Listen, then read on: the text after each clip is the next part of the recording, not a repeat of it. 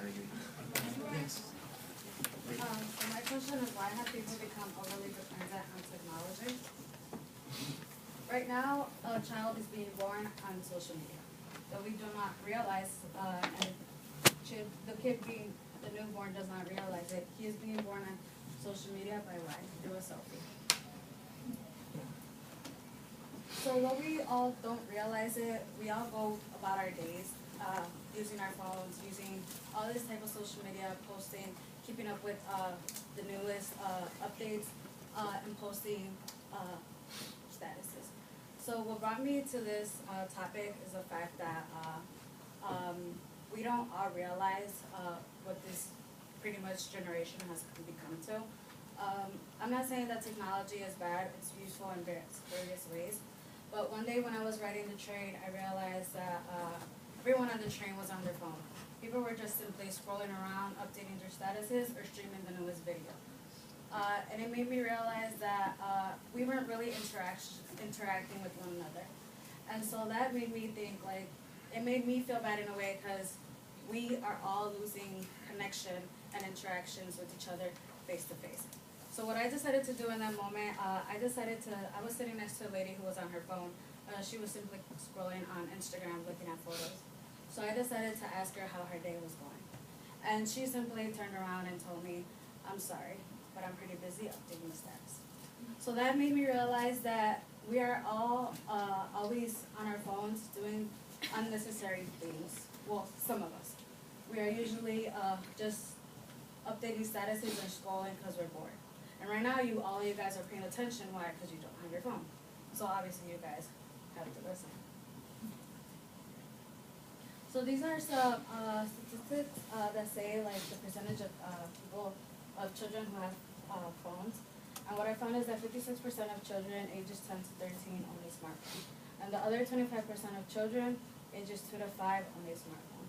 Only at the age of 2, 25% of that has a smartphone. What is a 2-year-old doing with a smartphone? That's the question I asked. But this all begins with parenting. Children are given the technology through their parents. My niece usually can't go out to the bathroom unless she has her tablet, because she says she can't concentrate. On social media, 1/3 of the world uses social media. They use this because they have FOMO, which is the fear of missing out.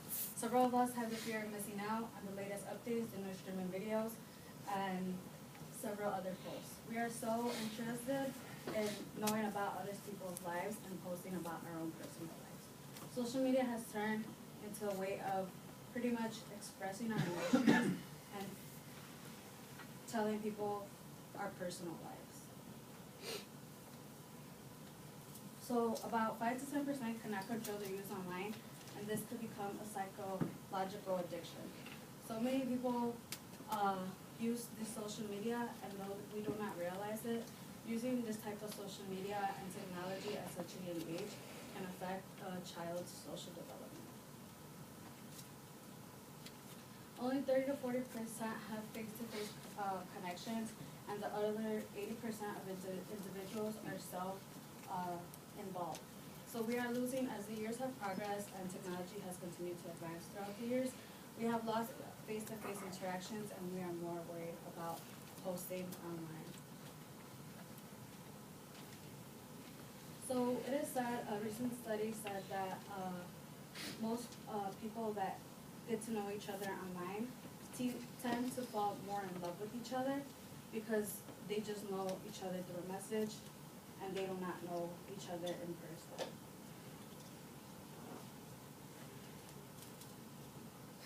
So a phantom migration syndrome has a lot to do with the way that we use the technology.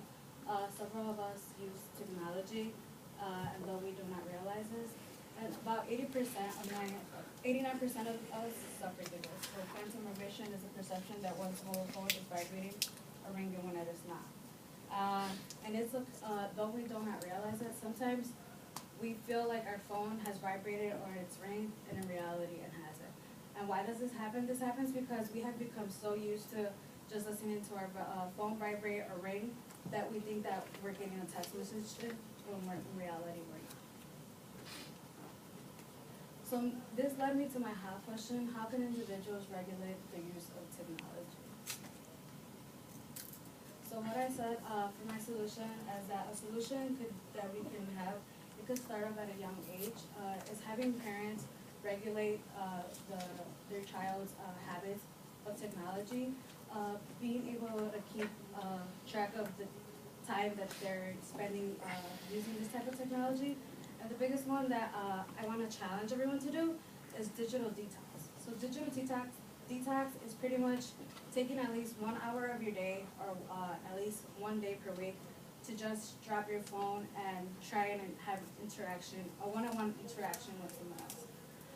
I challenge people to do this because when you do this, you'll be able to realize that there's more out there than to just have a screen in front of you. I actually tried it. I was an individual that used to be really obsessed with my phone. I thought my phone would be my life. In reality, it's not, because I was just so addicted to it. And I tried it, and when I tried this, it made me feel good because you realize that you're able to, there's more out there. You're able to interact with people and meet with people and actually learn more face to face than through just a status.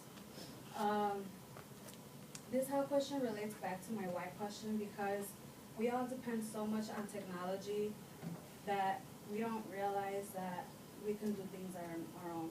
Textbooks have so much to say about things, and we all usually tend to go on the internet to go look for an answer when struggling instead of using our brains in order to find the answer.